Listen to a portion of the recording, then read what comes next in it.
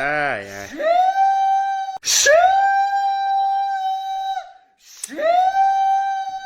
Meus amigos. Ninguém falou que seria fácil, né? Muito pelo contrário, inclusive, né? Muito pelo contrário. Eu estou aí há semanas, né, falando sobre como essa série vai ser difícil pro Thunder, sobre como o matchup é dificílimo pro Oklahoma, né? Como que o tal do Wembanyama é uma pica voadora. Falei. Não, Luiz, playoff. O que aconteceu na regular, esquece. Não vai se repetir. Não vai. Eles vão sentir o playoff. Eles vão sentir a pressão. Né? Sentiu pra caralho, né? Porra! Como sentiu a pressão o San Antonio, né? Como sentiu a pressão o Wembanyama? Uma coisa impressionante. Ele tava todo tremendo. Tava todo tremendo. Nossa senhora. Na hora que ele meteu aquela bola de 3 lá lá do inferno, pra empatar o jogo na prorrogação, ele tava sentindo muita pressão. Nossa. Tava ele arremessou todo tremendo. Tava todo tremendo, coitado. Todo tremendo. Galera, vocês têm que... Acho que chegou a hora da gente só aceitar que, irmão, o jogo mudou. Entendeu? Mudou. É o famoso quem ganhou, ganhou. Entendeu? Se o seu time foi campeão nos últimos anos, se você teve a chance de ver o seu time campeão, seja grato. Porque agora, meu amigo, agora, filhão. Ai, ai. Qualquer time que não se chame San Antonio Spurs que quiser ser campeão vai ter que suar, filhão, porque pra ganhar desse alienígena, pra ganhar desse bizarro, não vai ser fácil. Não vai ser fácil. E o Thunder hoje foi mais um que serviu pra provar isso. Assim como o Blazers serviu pra provar isso, assim como o Minnesota serviu pra provar isso, hoje foi a vez do Thunder. Foi a vez do Thunder servir como prova do quão assustador, do quão bizarro, do quão absurdo é o potencial desse cara chamado Victor Wembanyama. O que ele fez hoje, galera, assim, não há palavras pra descrever o que foi Victor Wembanyama nessa noite, né?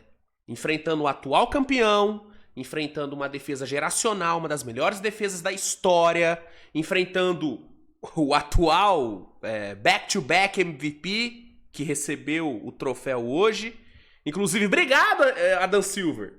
Obrigado por ter, né, dado esse combustível pro Wembanyama. Ele já não odeia o Oklahoma o suficiente, né, Adam Silver? Não odeia. Ele já ama o Oklahoma, né? Adora o Oklahoma. Aí você vai lá e faz ele assistir o Shea pegando o troféu de MVP no jogo 1. Aqui, ó, Adam Silver, ó. Parabéns, Adam. Era isso que você queria, né, Adam Silver? Era isso que você queria, né? Porra, bicho. Pra quê? Pra que fazer isso? Porra. Já ia ser uma pica ganhar do cara. Aí você vai lá e motiva ele ainda, deixa ele ainda mais puto. Ah, velho. Aí, mano. Foda, cara. Ele é muito pica, mano. Assim, qualquer análise, qualquer coisa que for falada sobre o jogo de hoje, assim, tudo se resume a ele, entendeu? Tudo que aconteceu no jogo de hoje passou por Victor Wembanyama. Assim, o nível de dominância que ele teve, o nível de impacto que ele teve, o poder de decisão que ele teve hoje, foi tudo maravilhoso, cara. Sim, pra San Antonio. Pro Thunder foi um terror, né? Eu que, ano passado, vivi, né, pela primeira vez, a experiência de enfrentar o Jokic no playoff, que eu já falei várias vezes, foi uma das piores experiências que eu já tive como torcedor, porque enfrentar o Jokic é horroroso. Já percebi que eu vou ter uma experiência ainda pior nesse ano, porque enfrentar o Wembanyama... Sabe aquele sentimento de impotência? Aquele sentimento de... Não tenho o que fazer? Só não tenho o que fazer? Ele vai pontuar, ele vai pegar rebote, ele vai te dominar? Sabe esse sentimento? É esse sentimento que você tem torcendo pro time que tá enfrentando o Wembanyama. É o jogo inteiro o sentimento de mais pura impotência. Isso é o efeito Wembanyama. A gente viu isso hoje. No jogo 1, final de conferência contra o atual campeão, melhor defesa da liga, tudo mais, ele vai lá e enfia um 41-24, com 3 tocos. Sim, 41-24. 9 rebotes ofensivos pro Wemby. Dominando a quadra. Sendo com sobras o melhor jogador em quadra. Num jogo que tinha o atual back-to-back MVP. Isso é o Wembanyama, né? Jogando 49 minutos. Uma minutagem que ele nunca teve na vida. O Wemby nunca jogou tantos minutos assim no jogo. Jogou hoje. Por quê? Porque era o necessário. Eu falei no meu preview. San Antonio não vai ganhar essa série sem que o Wembanyama jogue pelo menos 40 minutos por noite. Ele vai precisar jogar 40 minutos por noite. E ficou claro por quê hoje. Vamos pegar o primeiro tempo de exemplo, tá?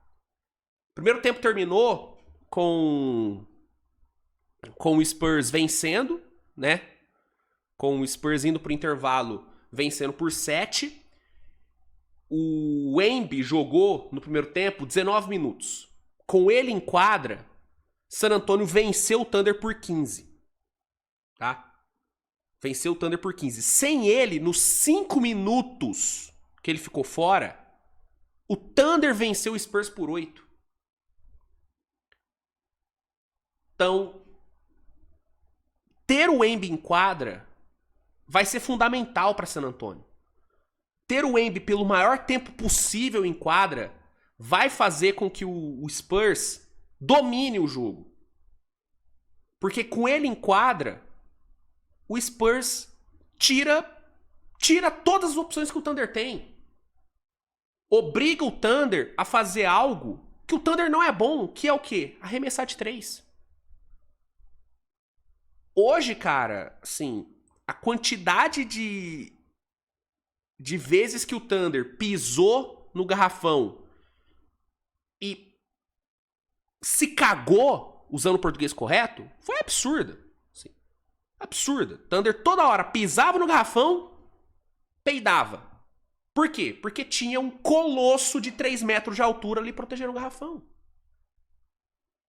E aí qual que era a alternativa pro Thunder? Chutar de fora. Tentar arremessar de fora. E o resultado... 45 bolas de 3 tentadas para 17 acertos. Sendo que, dos 17, 8 vieram de um cara só, que foi o Alex Caruso, que foi disparado o melhor jogador do Thunder na partida. Não disparado, porque o J-Dub fez um grande jogo. Eu até falei no meu preview, né, como que o J-Dub seria importante nessa série, pelo impacto dele na defesa. Inclusive, o Dagenov fez exatamente o que eu achei que ele ia fazer, né? Usou o J-Dub... juntamente com o Caruso, como os defensores principais do Wemby, marcando embaixo, tentando gerar pressão. Não deu certo, o Wemby deitou pra cima da marcação, pegou todos os rebotes possíveis, porque ele tava sendo marcado por um jogador 30 centímetros menor do que ele toda hora, né? E assim, sendo sincero, eu não acho que foi uma estratégia errada do Daigneault, não, tá? Se eu fosse o técnico do Thunder, eu provavelmente adotaria a mesma estratégia. A única mudança que eu faria seria posicionar melhor o Chet. Porque não adianta nada você querer marcar o Embi embaixo com um jogador menor pra tentar forçar turnover, se na hora que o Embi girar, você não tiver ninguém na cobertura. E em vários momentos, o Chet não tava na cobertura. Por quê? Porque ele tava marcando o Champagne no corner. Tava marcando o Devin Vassell no corner. E aí, quando o Embi girava, ou ele conseguia a cesta, porque não tinha ninguém pra contestar, porque J-Dub e Caruso não vão conseguir contestar o Embi. Eles vão conseguir atrapalhar, gerar pressão, gerar um turnoverzinho aqui ou ali. Mas contestar eles não vão conseguir. Então, ou o Embi conseguia a bandeja enterrada, ou, por um milagre quando ele errava, ele conseguia pegar o rebote, porque não tinha ninguém pra contestar. Não tinha ninguém pra brigar com ele no rebote, né? Então, eu não acho que a estratégia que o Daigneault usou pra marcar o Embi é errada. O ponto pra mim foi o posicionamento do Chet. O posicionamento do Chet ali na defesa, eu achei completamente errado. Completamente errado. Ele tem que ficar mais colado, tem que ficar mais junto. Ah, mas e se o Embi achar o passe no corner pro Champagne? Irmão, viva com os arremessos de fora do Spurs, mas não entregue 9 rebotes ofensivos pro Embi. Entendeu? Você tem que jogar contra o Embi é escolher seu remédio. Você tem que escolher seu remédio, não, seu veneno. Escolhe o veneno. Ou eu vou morrer com os rebotes ofensivos que o Embi vai pegar e que, em sua maioria, vão virar pontos de segunda chance, ou eu arrisco e deixo os caras do Spurs arremessar. Eu prefiro arriscar deixar os caras do Spurs arremessar. Porque, inclusive, o Spurs ganhou o jogo 122-115, um jogo incrível, mas chutou 13 de 43 para 3 pontos. Teve um aproveitamento pior do que o do Thunder, né? Então, eu tenho essa opinião. A estratégia de usar jogadores menores para marcar o Embi, não acho errada a estratégia. O problema é o posicionamento do Chet. O Chet tem que estar mais junto, tem que estar mais colado, né? Enfim, por que eu entrei nesse assunto já? Bom, o ponto é o seguinte, me perdi completamente. Ainda estou abalado com o que aconteceu. O Embi é fundamental. O Embi ele precisava jogar o máximo possível e ele foi lá e jogou. Aguentou os 49 minutos, aguentou 2 overtimes, jogando e mantendo um nível surreal. Assim, todos os minutos do Embi foram minutos excelentes. Teve ali alguns minutinhos de oscilação e tal, mas no geral, o jogo do Embi foi de um nível surreal. Punindo o Thunder, pegando rebote a rodo, quando não conseguiu a infiltração, quando não conseguiu a bandeja, quando não conseguiu a dunk, conseguiu uma ida ao lance livre, foram 13 idas ao lance livre com 12 conversões, aproveitamento maravilhoso. Então, plus minus de mais 16, sabe assim, um jogo surreal do Wembanyama. E sendo decisivo, né? Ali no primeiro overtime, aquela bola que ele matou, até peguei aqui o vídeo, cara. Puta, mano, essa bola dele aqui, cara, me trouxe lembranças tão ruins, né? Me lembrou muito aquela bola que o Curry meteu naquela final de conferência de 2016. Me lembrou muito, cara. Me lembrou muito. Olha isso aqui. Olha isso. Olha essa bola. Cara.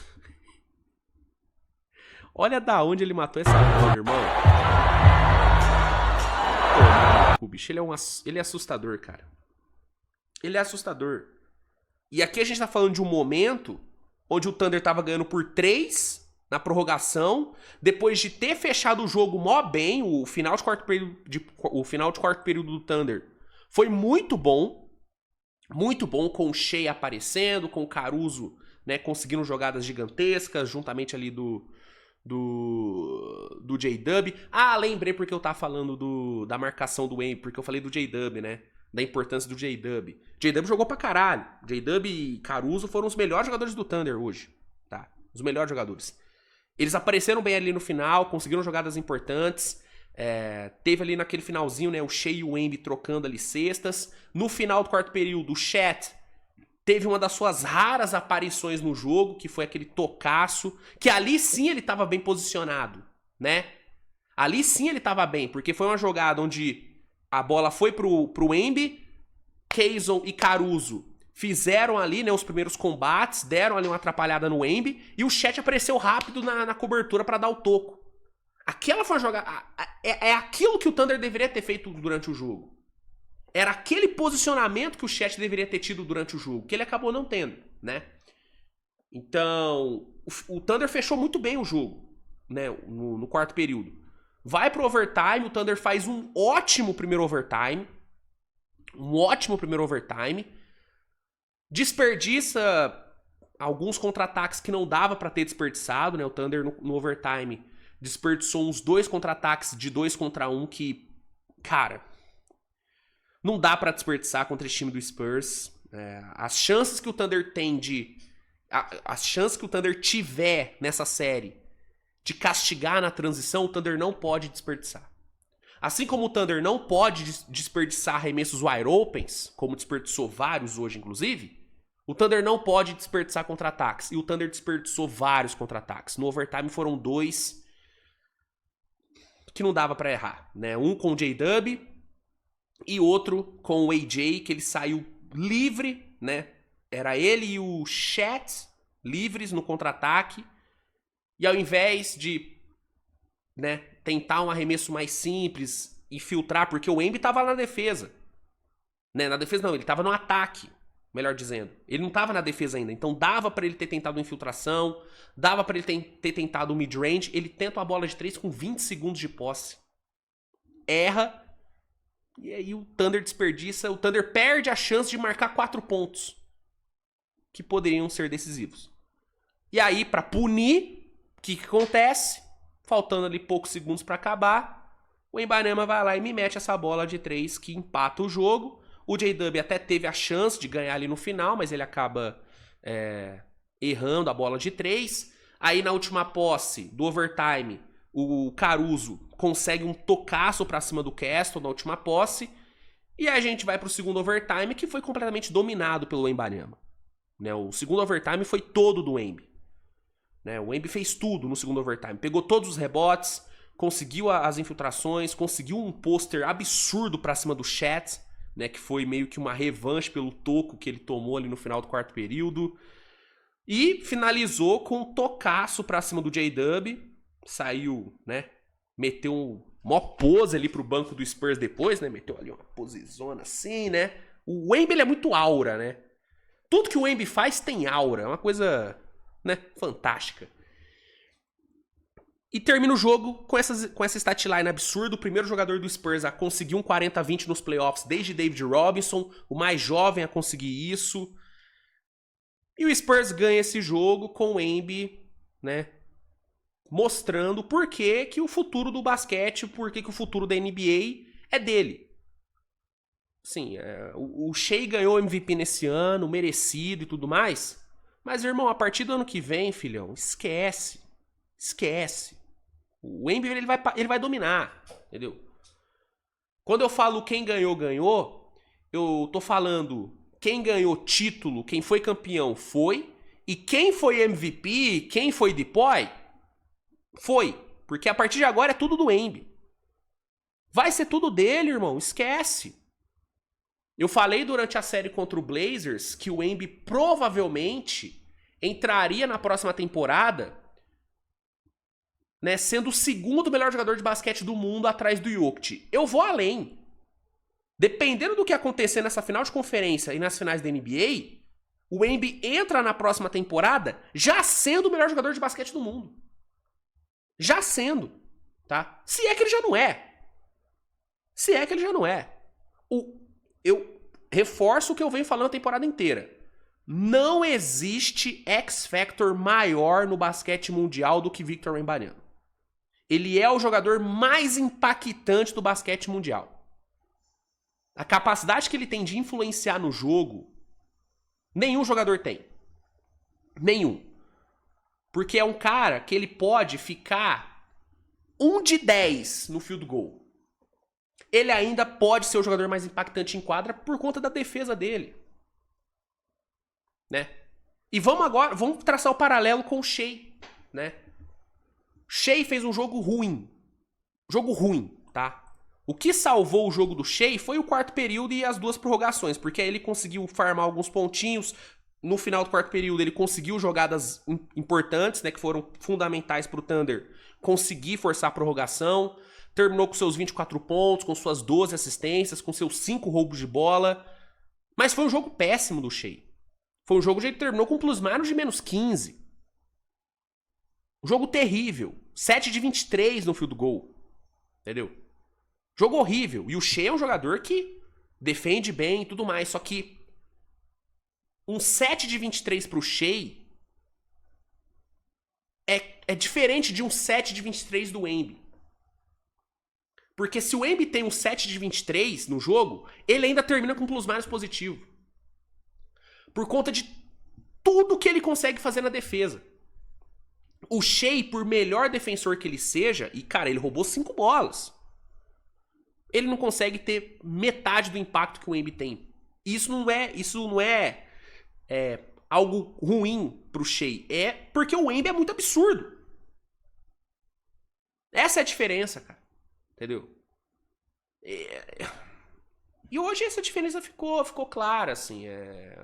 O Embiid, ele é o melhor jogador da série. É o mais impactante da série.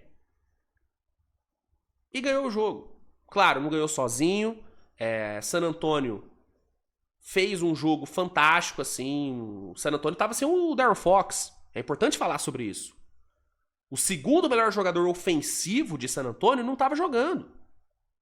Né? Ficou fora por conta de um problema no tornozelo. E mesmo assim, San Antonio fez um jogo muito, muito bom. A sensação que eu tive assistindo o jogo, além do desespero completo, foi uma sensação de que em nenhum momento San Antonio meio que se desesperou. Até nos momentos onde San Antonio foi pressionado pelo Thunder, até nos momentos onde o Thunder foi melhor do que San Antonio, não foram muitos, mas nos poucos momentos onde o Thunder foi melhor do que San Antonio, eu não senti San Antonio desesperado, eu não senti San Antonio, sabe, se perdendo no jogo. Né, o Thunder conseguiu engatar algumas boas runs, mas San Antonio não se desesperou. San Antonio conseguiu responder todas as runs. Todas as runs. Entendeu? Normalmente, quando o Thunder embala a primeira run, o adversário já sente o golpe. San Antonio não sentiu. Em nenhum momento San Antonio sentiu. Por quê? Porque é um time bom pra cacete, cara. É um time jovem, é um time novo, mas é um time muito bom. Que tem esse colosso no Wembanyama, mas tem um Dylan Harper que, enfrentando a melhor defesa da liga, enfrentando a defesa que mais gera dificuldades para armadores, para guards, meteu 24 pontos com 11 rebotes, 6 assistências. Roubou 7 bolas, maior marca da história de San Antonio no jogo de playoff. A melhor marca de um novato em playoffs desde Magic Johnson. O jogo do Dylan Harper foi assustador de bom. E eu sigo com a minha teoria de que o Dylan Harper, ele é um caso de falsidade ideológica. Ele não tem a idade que tem. Eu me nego a acreditar que o Dylan Harper tem a idade que ele fala que ele tem. Ele não tem 20 anos. Esse moleque não tem 20 anos nem pro caralho. Esse moleque tem 35 anos. Ele tem 20 anos de profissional. Não é possível que esse moleque é novato. Eu não consigo acreditar que ele é novato. Olha o jogo que ele fez, cara. Olha o playoff que ele vem fazendo. Ele é tão bom que ele faz San Antonio não sentir falta do Fox, cara. San Antonio não sentiu falta do Fox em nenhum momento hoje. Em nenhum momento, sabe? Até porque, para além do Dylan Harper, tem um tal de Stephen Castle que é um bizarro. Né, o Castle teve muitos problemas com turnovers. Ele sim sofreu bastante com a pressão da marcação do Thunder. Foram 11 turnovers pro Castle. Mas, irmão, o que ele defendeu, o que ele deu de assistência, o que ele achou de assistências de assistência pro Embi, e o que ele conseguiu de jogada vencedora nesse jogo, mesmo com os 11 turnovers, é uma brincadeira. É brincadeira, né? Ele cometeu 11 turnovers e terminou o jogo com plus-minus de só -1. Entendeu? O Castle ele é muito foda, cara. Assim, ele é muito foda. No início do ano eu falei, né, que eu não era tão fã assim do Castle, mas a real é que o moleque joga pra caralho. Tem o que falar. Eu posso não gostar do estilo de jogo dele, eu posso achar o Dylan Harper melhor do que ele, mais talentoso e tudo mais, mas ele joga pra caralho.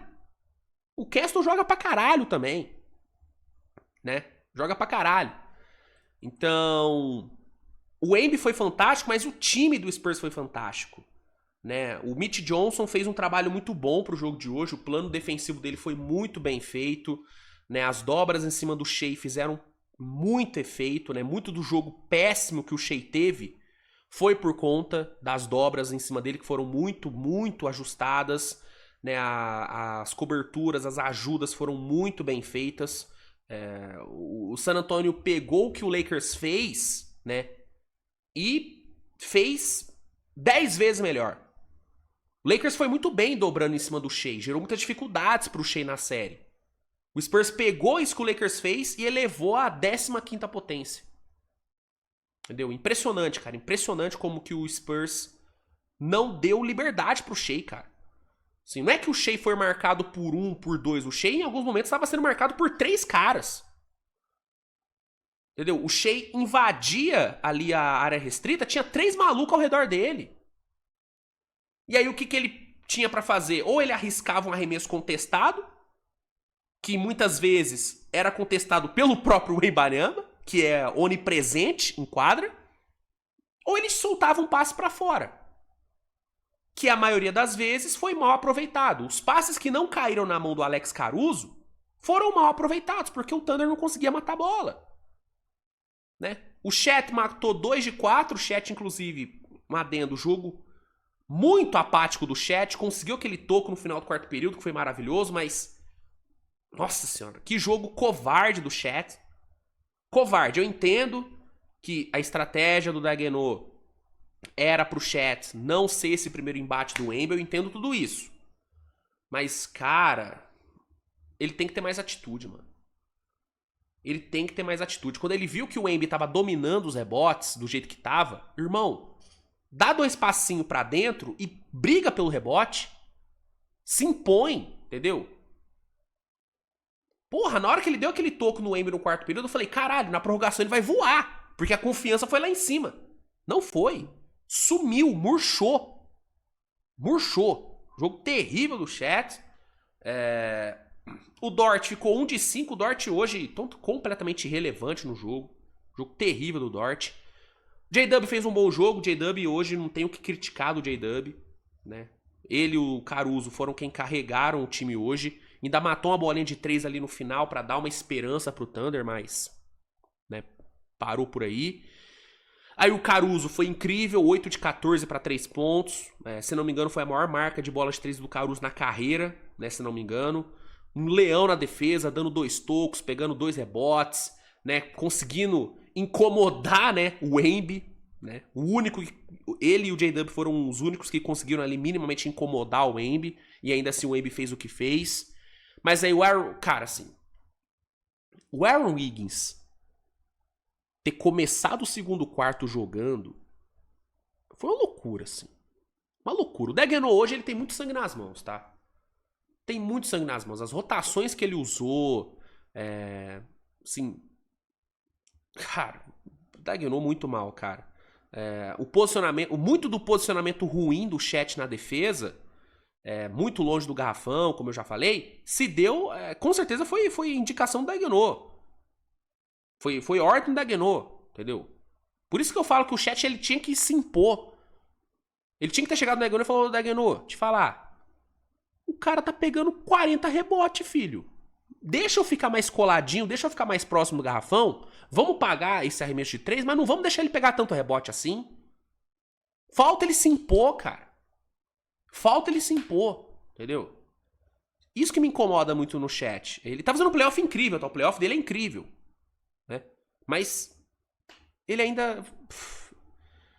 O que sobra no Embi de personalidade, de vontade, de tesão, de querer ser protagonista, falta no chat, cara. É impressionante, cara. É impressionante. Enfim, E o Maio Dagenô tem muito sangue, tá? As decisões ruins, rotações ruins. Assim, o Hartenstein é um cara que não tem... Assim, a minutagem do Hartenstein nessa série vai ter que ser muito reduzida, cara. Porque a chance dele ser um completo inútil nessa série é muito grande. Muito grande, assim. É um cara pra jogar pouquíssimo, assim. Não dá pro Thunder começar o jogo 2 com o Hartenstein jogando. Esse é o ponto. Não dá. Simplesmente não dá. Entendeu? Então... o Dagenô foi muito mal. Keyson Wallace, cara, foi bem. Eu acho que o Keyson fez um bom jogo, mas ainda assim, 2 de 5, McCain 1 de 3. Por exemplo, uma decisão do Dagenô hoje, cara. Como que o Isaiah Joe não joga? Pô, velho, você não... Beleza, você não vai infiltrar, porque tá todo mundo cagado, porque ninguém consegue atacar o Wembanyama. A sua estratégia vai ser, pô, usar o Shea como esse cara pra atrair dobra, pra ele soltar o passe pra fora e você tentar a bola de 3, não é? Show. Como que o seu melhor arremessador não joga? A sua estratégia no ataque não é bola de 3? Você não vai tentar a bola de 3 a rodo? Como que seu melhor arremessador não joga 1 minuto sequer? Como que o Isaiah Joe não joga? E eu nem sou fã do Isaiah Joe, tá? Mas se a estratégia do Thunder for essa, tentar queimar as dobras do Spurs com arremessos de fora, tentar punir as dobras do Spurs com arremessos de fora, o Isaiah Joe tem que ter minutos. Não existe o Aaron Wiggins ter tido minutos hoje e o Isaiah Joe não. Não existe. Jared McCain tem que ter mais minutos, por mais que ele comprometa na defesa, e ele sim compromete. Se a estratégia do Thunder for baseada em bola de 3, o McCain tem que jogar. Tem que jogar mais. Então, o Spurs fez um jogo muito bom. A estratégia foi muito bem feita, foi muito bem executada. O Wembanyama é um monstro, o Dylan Harper é um monstro. E do outro lado teve um Thunder jogando mal. Foi um jogo ruim do Thunder. As estratégias do Dagenô, em sua maioria, não funcionaram. O time sofreu com tudo que o Spurs apresentou. Não teve resposta alguma pro Wembanyama.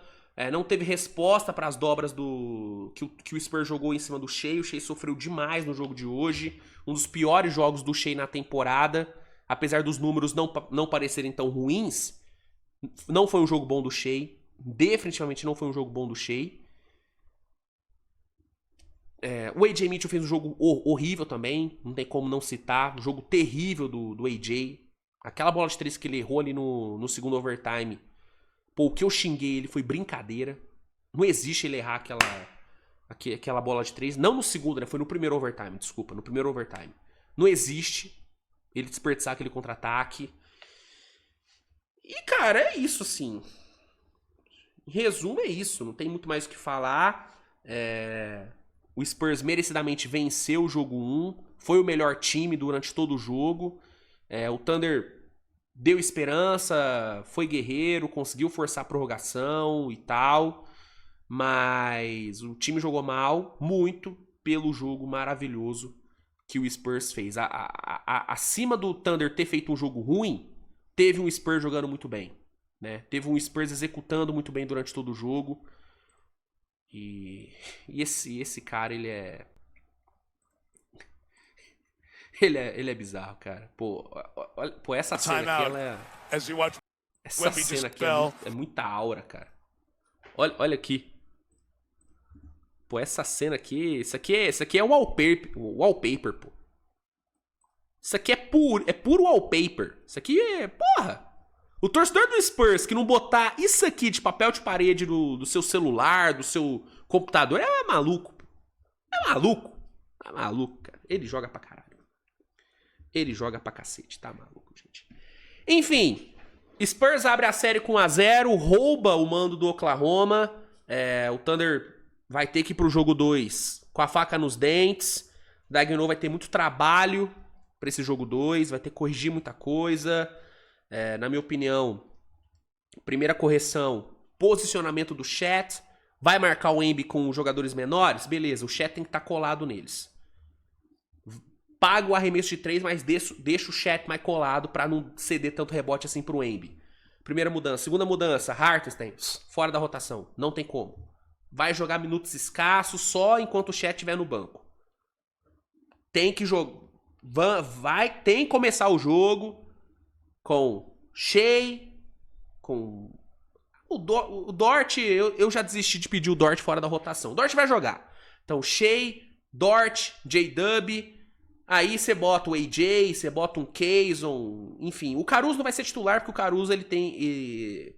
pela idade do vovô Caruso, ele não pode ser titular. Ele tem que vir do banco para ele ter mais minutinhos de descanso. Isso eu entendo. Mas então, Kayson, AJ, um desses dois tem que ser titular e aí fecha com o Chat na 5. Tem que mudar a lineup, não dá para esperar mais. Se começar o jogo 2 com o Hartenstein titular, eu já vou me emputecer. Né? Então tem que mudar isso. Não existe o Isaiah Joe, não tem minutagem. Se a sua estratégia for gerar bolas de 3 por meio das dobras em cima do Shea, Isaiah Joe tem que jogar. McCain tem que ter mais minutos. Só que acima dos ajustes do Daigneault, para além dos ajustes do Daigneault, os caras têm que jogar melhor. O Shea tem que ser melhor. AJ tem que ser melhor. Entendeu? Chat tem que ser muito melhor. Enquanto do outro lado, San Antonio é repetir o que fez hoje. Deve ter a volta do Darren Fox. Eu não sei se ele volta pro jogo 2. Talvez ele volte só pro jogo 3. Mas, independente dele voltar ou não, para San Antonio é repetir o feito. É repetir o que fez hoje. Porque se repetir vai ganhar. Entendeu? Se o Thunder não ajustar e o Spurs repetir o que fez hoje, o Spurs ganha o jogo 2. Essa é a realidade. Porque se o Thunder não der um jeito de diminuir o impacto do Embiid, se o Thunder não der um jeito de matar mais bolas de 3, não tem como ganhar essa série. Essa é a realidade. O matchup é muito duro para Oklahoma, cara. É muito duro. Por isso que durante toda a temporada eu falei, cara, a minha torcida é pra Denver, pra Minnesota, pra alguém tirar o Spurs antes. Porque se não tirar, na hora que pingar contra o Thunder vai ganhar. Porque o matchup era muito ruim, cara. A regular mostrou que o matchup era ruim. E o jogo de hoje só comprovou isso, né? Então, enfim. Como eu falei na minha prévia, cara. O time que vai ter o maior trabalho nessa série, o time que vai ter que fazer os melhores ajustes é o Oklahoma. Porque San Antonio é aquilo. San Antonio não tem tanto trabalho assim pra fazer porque eles têm um Wembanyama. Quando você tem um Wembanyama no seu time, não tem muito mistério, entendeu? Não tem muito o que inventar. Não tem. E o Spurs é isso. O que o Spurs fez? Vamos dobrar em cima do Shea, deixa o Embiid ali monitorando o garrafão e ajudando nas dobras, porque ele tem capacidade muito boa de se recuperar, de voltar pro garrafão rápido. E no ataque, eles vão pressionar o Embiid por baixo, beleza, o Embiid usa a sua altura. Você é maior do que todos. Usa a altura, castiga no rebote. E outros caras vão pra cima. Arremessem sem medo. Tipo, o Spurs não teve medo em nenhum momento. Não teve receio em nenhum momento. Não refugou em nenhum momento. Toda vez que o Dylan Harper partiu pra dentro, ele foi convicto. Vai finalizar. Assim, nenhum medo de infiltrar no garrafão do Thunder. Enquanto o Thunder, toda vez que pensou em infiltrar no garrafão do Spurs, se cagou inteiro. Porque é o Wembanyama ali, né? É outra parada. Então, pro Spurs não tem muito mistério. É diminuir turnover, não dá pro Castle ter 11 turnovers de novo, tem que diminuir os turnovers, porque é um perigo. E uma coisa que o Spurs tem que fazer é dar um jeito do Cornet ser mais útil, porque os piores momentos do Spurs no jogo foram quando o Embiid ficou no banco e o Cornet teve que jogar. Toda vez que o Wemby foi pro banco, o Thunder melhorou. O Thunder conseguiu botar run, o Thunder conseguiu encostar no placar, conseguiu virar. Então, se tem um ajuste que o Spurs tem que fazer pra esse jogo 2, é dar um jeito do Cornet ser mais útil e diminuir turnover. Essas duas coisas. Enquanto pro Thunder, ajustar posicionamento do Chat, melhorar a lineup, melhorar arremesso de fora, dar um jeito do Shea ser melhor. Thunder vai ter mais trabalho, né? Vai ter mais trabalho e é por isso que eu acho que o Spurs vai ganhar. Por isso que meu palpite é San Antonio. Enfim. Meu Deus, 40 minutos de vídeo. Ah, meu Deus. Cara, não tem jeito, mano. Série boa vai render vídeo longo. Não tem como. Tomara que Cavs e Knicks seja boa também.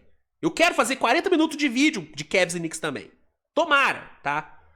Mas vai ser foda. Competir com Spurs e Thunder vai ser uma pica. Porque essa série, ela tem tudo pra ser maravilhosa. No jogo 1 já teve 2 overtime, né? E teve o Embi fazendo o que fez, né? Um bizarrinho da bola. Galera, é isso, viu? Obrigado a todos aí pela audiência. San Antonio abre 1-0. Já comecei a me estressar. O playoff tava muito calmo, né? Eu tava muito calmo nesse playoff, né? O Thunder não tava me dando estresse, né? Agora... Ah, meu Deus do céu. Até perdi a barba de tanto estresse. Meu Deus. Inclusive, muita gente falando que eu tirei a barba como promessa, né? Irmão, se eu for fazer uma promessa pro Thunder ganhar do Spurs, com certeza não vai ser só tirar a barba, porque, né, vai precisar de um sacrifício muito maior. É papo de raspar a cabeça, entendeu? Se o Thunder ganhar do Spurs, cara, eu não vou fazer isso não. Eu ia falar que se o Thunder ganhar do Spurs, eu raspo a cabeça igual o Embi raspou. Modo monge, mas não vou fazer isso não. Não vou fazer isso não. Não vou fazer isso não. Agora, se o Thunder conseguir... Enfim. Vou pensar numa promessinha. Mas, irmão, não tem jeito, cara, porque... O Wembanyama, ele é imune a promessas. É imune a zica. Ele é inzicável. O Wembanyama, esse fela da mãe. Meu Deus do céu.